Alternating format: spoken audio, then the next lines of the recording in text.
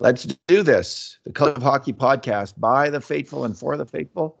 I'm David Staples of the Edmonton Journal, and I'm here tonight with Bruce McCurdy. Hey, David. How are you tonight? Good. Oiler fans are happy tonight. Lots of dopamine hits in that game, Bruce. Lots of things to make us happy.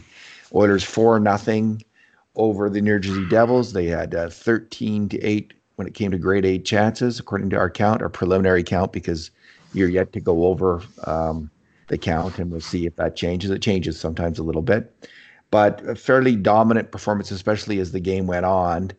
And Bruce, I don't know what you think about this, but man, the New Jersey Devils reminded me of the 2013-14 Edmonton Oilers.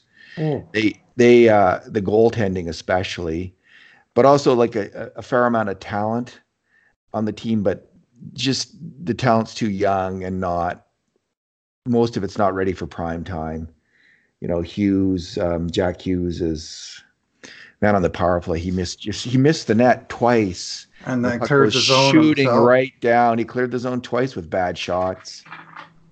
He's a little bit erratic, and probably not. It's hard to know. Like you can see the talent in that player, but you just wonder if he might have been better served playing in another league this year other than the NHL. Their defense. I think Subban is playing hurt personally. He doesn't look like the PK Subban that I remember, the dominating player. He looks like a little bit of not quite the Ryan Whitney level of play. Ryan Whitney at the end of his career, but he doesn't look like he's firing on all cylinders. And there's just the defensive breakdowns on that team, Bruce, is It's not. It just seems like strangely constructed team in some ways. It's hard to put your finger on it, but I guess the defense just isn't there.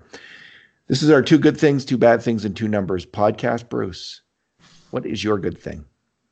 I'm going to go with the Edmonton penalty killing.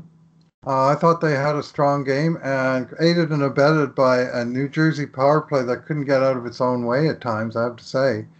There was one in particular right after the very curious too many men on the ice penalty when both teams had a number of extra players on the ice, and somehow they singled out Edmonton when the puck was right in front of the New Jersey bench. And I thought if they score here, I'm not going to be happy. But that power play, I mean, about halfway through, I started, like I usually focus very heavily on the Oilers, but I started looking at it from the New Jersey perspective because I kept whiffing on passes. They couldn't complete a pass in the neutral zone. They couldn't even come close to keeping the puck in at Edmonton's blue line. And it looked like one of those Keystone Cops power plays that I think all teams suffer from them from time to time, but you tend to notice them a lot more when it's your team doing it. But that one aside, I thought the PK was strong. I thought they were very aggressive, and they really were not allowing New Jersey to really get set up and get that puck on a string. And they held them to, they said 2 shots on TV, but I see in the summary here, New Jersey had 4 shots and, of course, no goals on 4 full 2-minute power plays. So that's pretty good work by the PK unit, 4 shots against in 8 minutes. Yeah, not one scoring chance for New Jersey, Bruce. And on the Oilers power play, they had power. I don't know how many power plays the Oilers had, but they had 5. 3. 5 scoring chance, grade A scoring chance shots, including 1 goal. So Oilers won the special teams battle and they won the even strength battle. So there's lots of things to like. What did you like? They won the face-off battle too, which was another thing that reminds me of the 2013-14 Oilers is New Jersey's ineptitude, and I don't know if this is ongoing with them in the face-off circle, but they got Nico Hischier was 4 wins and 10 losses. So he was doing his Ryan Nugent-Hopkins impersonation from 2013-14 in that game. Bruce, my good thing was Mikko Koskinen. And the Oilers came out actually fairly cold and tentative, as is often the case. It's funny, there's this pattern where they come out and then the big guys score a goal and everything's, well, this time everything was good. It hasn't been, they've given up a couple leads after the big guys have scored. But they came out really cold and missing on passes and not working that, like not really going for it, not really in the game, digging in. But Mikko Koskinen was fantastic. And, you got a little bit of luck on the Taylor Hall breakaway. Hall hit the post. But of course, Mikko Koskinen's so big in net. When you're shooting on that net, there's not a lot to shoot for. This A is good part of his. goalie will tell you a post is a miss, and it's forced by the fact that he didn't give him any net to shoot at. And Well, there so you go. Hall hit what he could see, and what he could see was the crossbar. That's what Mikko Koskinen would say to you. Geez, As a he looks. Go ahead. expired card-carrying member of the Goaltenders Union, I know this. He looks. When Koskinen looks good, Bruce, he looks really effing good. Like he just really good. he really does. When he looks bad, he looks Yeah. so. He's like, it's the proverbial little girl with the golden curl. When she was good, she was very good, and when she was bad, she was very bad. That is Koskinen in that. But this year we've been mainly seeing the good Koskinen, and it's teams have been, if his glove hand is weak, and we've seen weakness, they're unable to exploit it. They have generally been. We've seen just a couple times where he's had trouble in that particular area. I mean, he's had almost. I can think of the one bad start, his last previous one, but he's put good start together, and it looks like. That there was kind of two theories of Mikko Koskinen going into the season, Bruce. One is he's terrible, and the Oilers made the worst signing ever.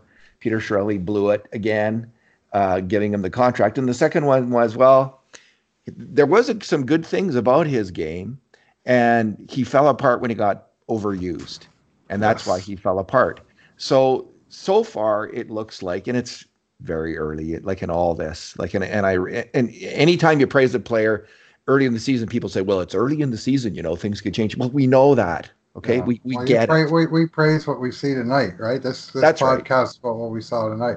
And what I saw tonight off of Mikko Koskinen, among many other good saves and some very solid net minding and even some pretty solid puck handling over the course of the game, was a wicked good glove save off of Jack Hughes on the one chance that Hughes got he got into the right face-off circle, and he did not miss with that shot. And that was a goal scorer shot, and Koskinen got the leather up and fought it off, and that was a terrific glove save. I said to my wife right at that moment, I thought the book on Koskinen was shoot high glove. Well, not that time.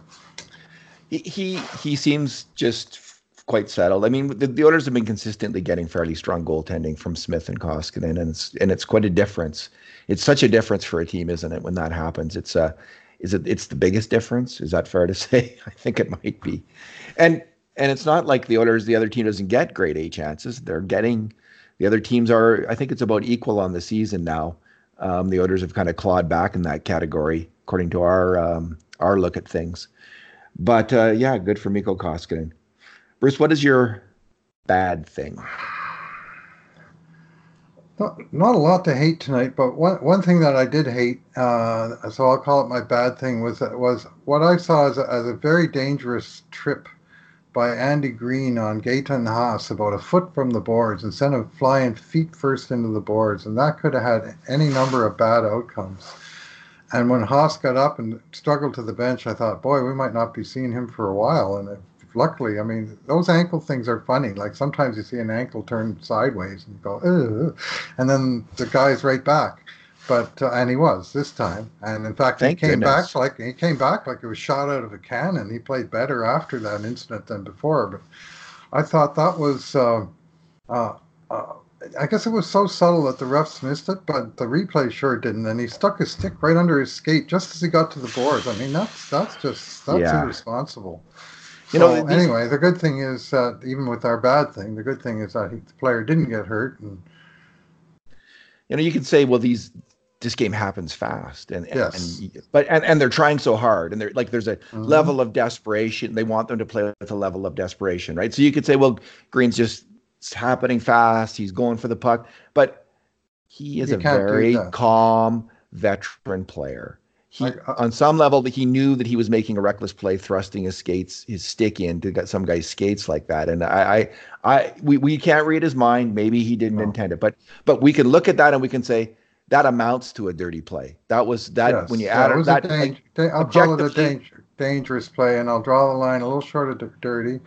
And I will say I have a ton of respect for Andy Green. He's been a tremendous player in this league, very underrated player in this league for a lot of years. He made Mark Fane look good, David, and he made Adam Larson look good. And we saw those guys come out of an Andy Green partnership and come to Edmonton, and that made me respect Andy Green all the more. But I lost a smidgen there on that play. I just didn't think that was Yeah. I didn't think that was good stuff. I guess the difference between a dirty play and dangerous play is intent. Like Yes, when you and say who dirty, knows? you're kind of. So I'm going to retract on dirty. I think that you're correct in calling it dangerous. I'll retract on that and say that was a dangerous play on his part, and maybe even reckless. Although maybe there I'm reading intent in as well. So yeah, and Gaetan Haas, Bruce. I mean, he was flying out there tonight, and I think I've been consistent in praising this player, liking this Mm-hmm. player, and thinking this Yep. player can be an NHL player because what I've seen from the start in him is NHL plus speed Yep. and defensive awareness. NHL, at least NHL average, maybe, and on the Oilers, it's probably NHL plus for a center. Defensive defensive awareness. He's often, very often on the right side of his man in the defensive zone, and he's got a good smart stick. I think he's a smart hockey player. So I'm going to say he's got also NHL hockey IQ, maybe NHL plus IQ. So what needed to happen and what needs to happen with this player is he's got to score now and then, like any player. And Well, now he's got 2 goals. He's got at least 1 assist. two goals this week. So So that's turned that around in the short term, at just think if least. they In have other a third or place. a fourth line center in him, like if you have, so I don't mind Riley Sheahan as a fourth line center.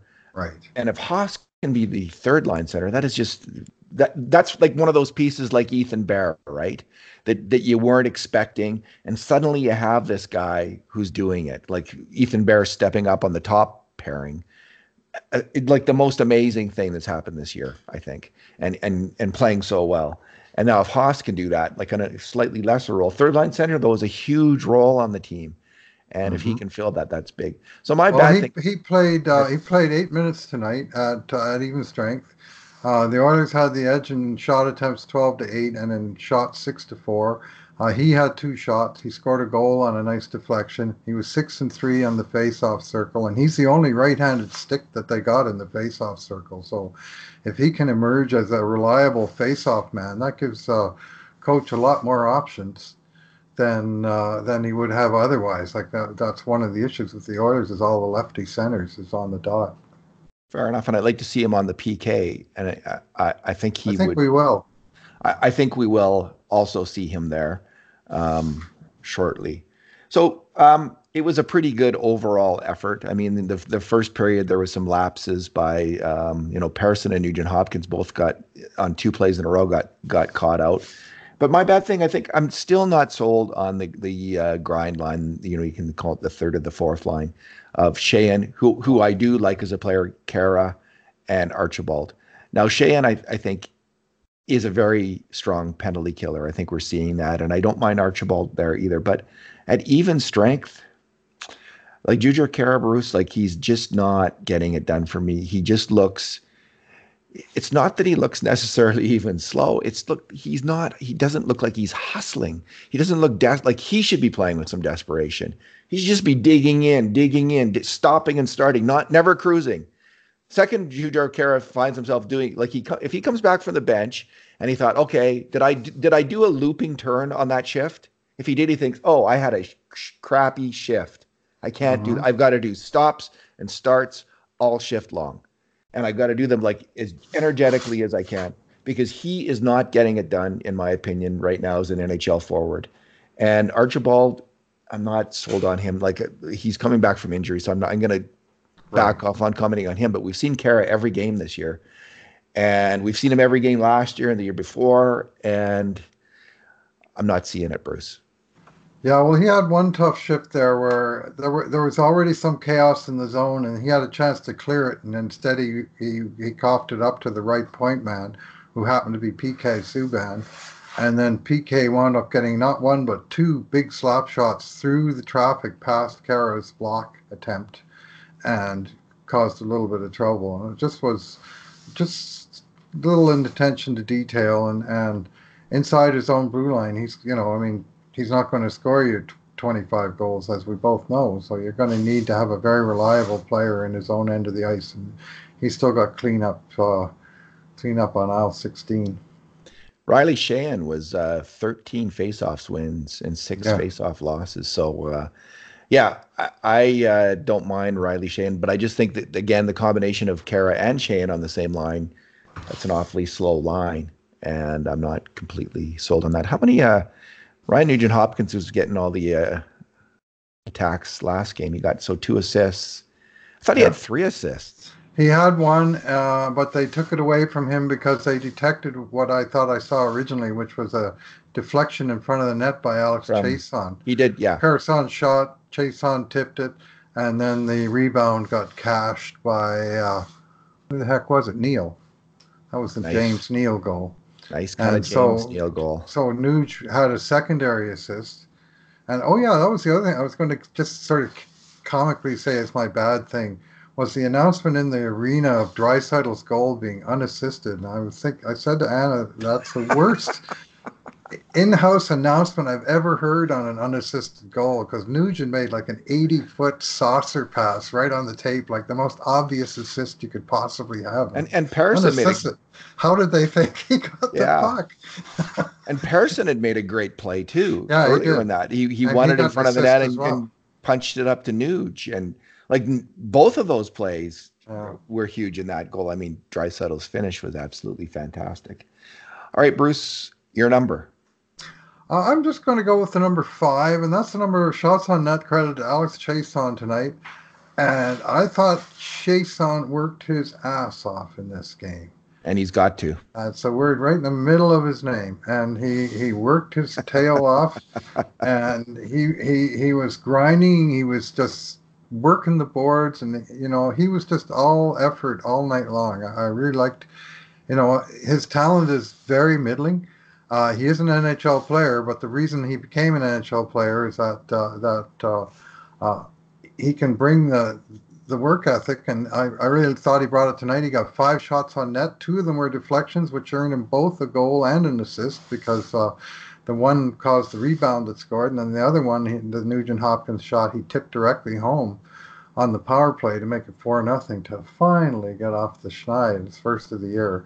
Long overdue, but I've been seeing good things in his game of late, and it's nice to see him rewarded with a couple of points. In fact, Go ahead. He had the original Gordie Howe hat trick tonight, a goal, an assist, and a penalty. But nowadays they call it a fight. But okay, I didn't know that was the original. That's I have it on questionable authority. I've heard it way back years ago. But anyway, Howie Meeker. All right, Bruce, I'm going to say when I was watching Chason, I had this thought, like, and again, it's almost like he finally remembered, oh, that's how I scored goals. I worked my butt off. I didn't try to be a finesse player, and I didn't try to even be a smart player, but he is a smart player, right? He just does play smart hockey, and that's really, I think, there's a couple NHL skills that he has. He's a smart player. But he forgot about, I have to outwork everybody else on the ice because my skating's not there, because I'm a below average NHL skater. So I've got to work. And he finally remembered that part of it tonight. And it looked like his work ethic was at a whole different level than we've seen all year, is what I would say about Chason tonight. I liked this game a lot. So did I. My number is 7 and 6. So, as we know, there's been trouble getting any kind of contribution in terms of grade A scoring chance shots from the bottom players tonight. And tonight we had 6 of them. So there was 7 from the big 3, like Leon Draisaitl had. He's amazing. He had 4. He had 4. McDavid had 2, and James Neal, who's also been getting a ton of grade 8 scoring chance shots all year, had 1, his goal. But usually that's it. And the Oilers have they have the 7 from the big, and then they get 1 other from somebody else. This game, they had 6 from the other guys. They had 1 from Nuge, 3 from Chason, 1 from Darnell Nurse, 1 from Haas. So good for those guys. If it seems like if the bottom 3 lines can maybe get 4 or 5 grade A chances between them in a game, boy, that's gonna be a huge factor for the Oilers if that could happen. It's asking a lot, but we got it tonight. You're going to get one once in a while. And tonight, I mean, the big guys had two of the four goals, and the grinders had two, and that's a little bit more balanced. I mean, you talk about those guys. You have Draisaitl now with 14, Neal with 12, McDavid with 8. That's 34 goals. The Oilers have only scored 52 goals. I mean, it's almost 2/3 of their goals scored by three guys. And they showed it. They ran a stat during the game, and they showed that the top three had, at that point, I think they had, 32 or something among them. And the bottom, everybody else on the team had like 7 goals and 27 points. I mean, all the forwards outside the top three had fewer points than Leon Draisaitl on his own. And I mean, Leon's putting together an incredible season, but man, you need a little bit more help than that. Tonight they got it, right? He got a big goal, but then the rest of the cast started to chip in. I think that combination, like we had a fourth line tonight of Patrick Russell, Gaetan Haas, and Marcus Granlund. And I'm not completely sold on Granlund yet, but I am on Patrick Russell and Gaetan Haas. Maybe if you put Sam Gagner on that line, you'll have a really solid kind of third line coming together.